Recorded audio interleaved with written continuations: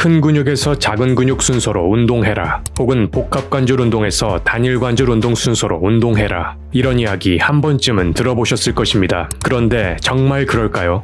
오늘은 이러한 의문을 해결하기 위해 근비대를 극대화하는 최적의 운동 순서에 대해 알아보겠습니다. 앞서 언급드린 지침은 단일관절 운동을 먼저 수행할 경우 이후 진행될 복합관절 운동 시 조연으로 사용될 협력근이 먼저 지쳐 제 기능을 발휘하지 못해 복합관절 운동 시의 수행력이 저하된다는 전제하에 성립된 지침입니다. 예를 들어 이두근이 주인공, 즉 주동근으로 사용되는 바이셉스 컬을 먼저 수행하고 이후 풀업, 즉 턱걸이를 수행한다고 가정하면 풀업 수행 시에 조연인 협력근으로 사용되어야 할 이두근이 이미 지쳐서 풀업 운동 시의 수행력이 떨어지게 되고 이로 인해 풀업 운동을 통해 얻을 수 있는 근비대의 효과 또한 감소한다는 것입니다. 하지만 근력 운동에서 항상 기억해야 할 기본 사항은 해당 운동의 목표 근육, 즉 주인공이 누구인가를 명확히 하는 것입니다. 왜냐하면 위에서 언급드린 전제는 광배근이 주인공이고 이두근이 조연일 때를 기준으로 한 전제이기 때문입니다. 즉 주인공이 광배근이 아니라 이두근이라고 가정하면 해당 지침은 바뀔 수도 있다는 것입니다. 이를 보다 명확히 이해하기 위해 운동 순서에 따른 효과를 분석한 다음 두 개의 연구를 살펴보면 12주간 주당 2회씩 한 그룹은 큰 근육에서 작은 근육 순서로, 다른 한 그룹은 작은 근육에서 큰 근육 순서로 운동을 수행하게 하여 이두근과 삼두근의 근육량의 변화를 비교하였더니 이두근의 경우에는 두 그룹 간의 차이가 없는 것으로 나타났으며 삼두근의 경우에는 오히려 작은 근육에서 큰 근육 순서로 운동한 그룹이 더 큰 근비대를 보인 것으로 나타났습니다. 물론 해당 두 연구들은 대흉근, 광배근 등과 같은 대근육들에 대한 근비대의 변화는 측정하지 않았다는 점이 연구의 제한점이기는 하지만 해당 연구들을 통해 알 수 있는 명확한 사실은 목표 근육, 즉 운동 시 주인공이 되는 근육이 무엇인지가 운동 순서를 결정하는 데 있어서 기준이 되어야 한다는 것입니다. 해당 두 연구들에서 조사된 이두근과 삼두근을 인격화하여 그들의 입장에서 해당 연구를 다시 해석해보면 자신들이 온전히 주인공이 되는 단일관절 운동을 먼저 수행했을 경우 자신이 조연이 되는 복합관절 운동을 먼저 수행했을 때보다 더 큰 만족, 즉 더 큰 근비대를 보였다는 것입니다. 따라서 해당 연구들을 통해 우리가 얻을 수 있는 교훈은 큰 근육이 먼저냐, 작은 근육이 먼저냐, 혹은 복합관절 운동이 먼저냐, 단일관절 운동이 먼저냐를 고민하기 이전에 해당 운동의 주인공이 누구인가, 즉 목표 근육이 어디인가를 먼저 생각하고 해당 주인공을 주인공답게 먼저 대접해줄 수 있는 운동을 먼저 수행하는 것이 근비대를 극대화하는 최적의 운동 순서가 된다는 것입니다.